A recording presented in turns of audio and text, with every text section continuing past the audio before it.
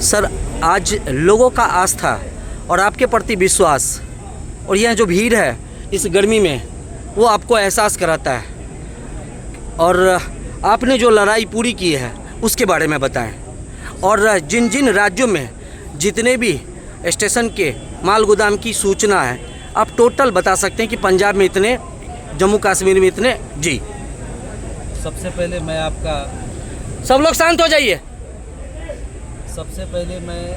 आप मीडिया बंधुओं का धन्यवाद करना चाहता हूं कि आपने रेलवे माल गोदाम के मजदूरों की आवाज़ को देश के सामने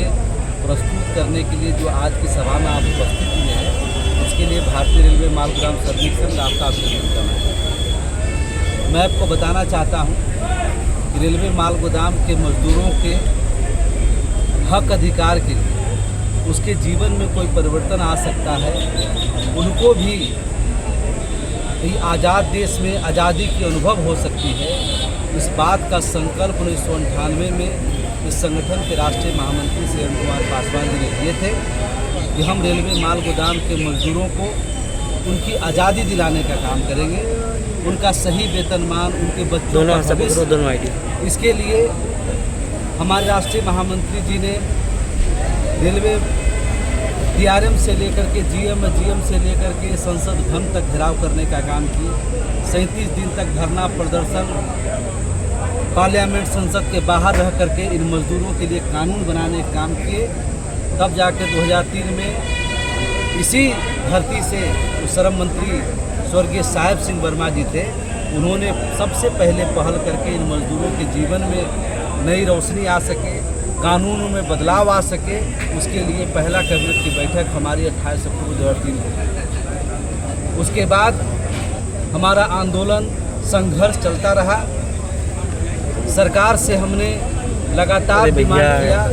कि श्रम कानून में इसके लिए जगह होनी चाहिए। रेलवे माल गोदाम को कहीं कोई नाम नहीं है, देश में कोई जानता नहीं है, जिसने रेलवे को 37 किलोमीटर से हजारों किलोमीटर तक पूरे देश का लाइफ लाइन बनाने का काम किया, जिसके खून पसीने की कमाई से रेलवे को 70% की आमदनी होती है, उसको यहाँ तक पहुँचाने का काम किया। ऐसे माल गोदाम के मजदूरों को आज उसका जो योगदान है, उसका जो कई पुष्ट से जो काम करते करते देश में इतना बड़ा योगदान दिया है, उसको आज इंसाफ देने का, हक देने का काम करना है। इसके लिए 2020 में 4 लेबर कोड के रूप में सरकार ने लाने का काम किया और पहली बार रेलवे माल गोदाम के मजदूर को उसमें शामिल करने का काम किया। पहली बार संगठन के माध्यम से ई-श्रम पोर्टल में मजदूरों को रजिस्ट्रेशन किया गया। पूरे हिंदुस्तान में कितने रेलवे माल गोदाम के मजदूर काम करते हैं, उसका पूरा डाटा जो है सरकार के समक्ष संगठन ने पेश करने का काम किया। आज का जो ये सभा है, आज जो कार्यक्रम है, जो आपको लोगों के चेहरे पर खुशी का अनुभव हो रहा है, वो इस बात को दर्शा रहा है कि लंबी समय से जो हम अपनी मांग रख रहे थे, जो लड़ाई लड़ रहे थे, उसको आज धरातल पर उतारने के लिए भारत सरकार ने जिस दिन आतंकवाद के खिलाफ हमारे देश में पाकिस्तान पर 6 तारीख के 12 बजे रात के बाद जो हमला हुआ था, उसी दिन 6 तारीख को रेलवे माल गोदाम के मजदूरों के जीवन में परिवर्तन करने का भी पत्र भारत सरकार ने जारी करने का काम किया। आज आपने हमारा इस कार्यक्रम को देखा, सुना, रिकॉर्ड भी किए होंगे। इस कार्यक्रम में मैंने पूरे हिंदुस्तान के मजदूरों को, खास करके हमारा जो इस कार्यक्रम के संयोजक और नॉर्दर्न रेलवे का अध्यक्ष हमारा भूपेंद्र है, पंजाब प्रदेश, हरियाणा प्रदेश सभी पदाधिकारी उपस्थित हैं। अगले सप्ताह में हमारे हरियाणा, पंजाब, दिल्ली, हिमाचल प्रदेश,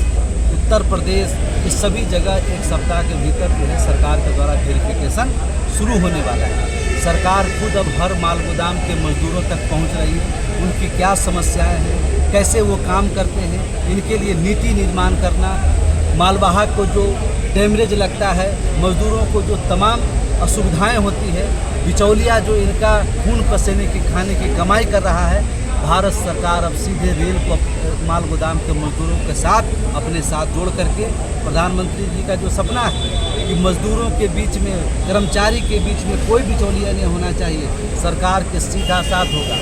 आज हर माल गोदाम में अलग अलग रेट मिल रहा है। इतना 2025 में हम लोग हैं, आज 50 किलो की वजन हमारा मजदूर उठाता है, उसको 1.5 रुपया 2 रुपया तक मिलने का काम होता है। ये जो व्यवस्था आ रही है, जिसकी जांच प्रक्रिया, जिसका पूरा नीति बनने जा रही है, इसमें हमारे माल गोदाम को FCI की तरह जो मजदूरों को सीधा पेमेंट मिलता है, उनको जो PCF में भुगतान होता है, वो सीधा अब रेलवे माल गोदाम के मजदूरों को भुगतान होगा। और साथ ही साथ इनके बच्चों के लिए जो इनका आने वाला भविष्य है, वो हमारे मजदूर भाइयों के बच्चों का शिक्षा, तमाम सुविधाएं जो है इनको लागू होने का काम होगा। और इसके लिए मैं भारत सरकार को, आदरणीय प्रधानमंत्री जी का, देश के वर्तमान श्रम मंत्री और इससे पहले जो संतोष गंगवार जी थे, जिन्होंने एक बड़ी उपलब्धि हमको दिया, माल गोदाम के जीवन, मजदूरों के जीवन में परिवर्तन लाने का रास्ता उन्होंने हमको दिया था। और मैं वर्तमान श्रम मंत्री मनसुख मांडविया जी का अपने संगठन के सभी रेलवे माल गोदाम के मजदूरों की तरफ से धन्यवाद करता हूं। रेलवे बोर्ड के सतीश कुमार जो चेयरमैन अध्यक्ष हैं, आईडी ऊपर कीजिए, और वर्तमान रेल मंत्री अश्विनी वैष्णव जी का भी धन्यवाद करता हूं, जिन्होंने इस बात से सहमत हुए कि रेलवे माल गोदाम के मजदूरों की नीति निर्माण करना है, इनके बीच पहुंच करके इनकी सारी समस्याओं को नोट करना है। और भारत सरकार ने पूरे हिंदुस्तान के हर प्रदेश में इस कार्य के लिए पदाधिकारी नियुक्त किए हैं। जिला स्तर के पदाधिकारी, प्रदेश स्तर के पदाधिकारी और डिवीजन स्तर के पदाधिकारी नियुक्त किए हैं। आज मुझे सबसे बड़ी खुशी इस बात का है कि एक मजदूर का बेटा, जो भूपेंद्र यहाँ बैठा हुआ है, मैं भी मजदूर का बेटा हूँ, यहाँ सभी लोग मजदूर के बेटे हैं, कोई पूंजीपति का बेटा नहीं है। जब इस मजदूर का बेटा को भारत सरकार की तरफ से फोन आता है कि आप बताइए रेलवे माल गोदाम, कौन कौन सा माल गोदाम में हमको विजिट करना है, कौन वहाँ कोऑर्डिनेटर होंगे, कौन वहाँ पर सब कुछ होंगे, तो आज सरकार ने जो इस मजदूरों के जीवन में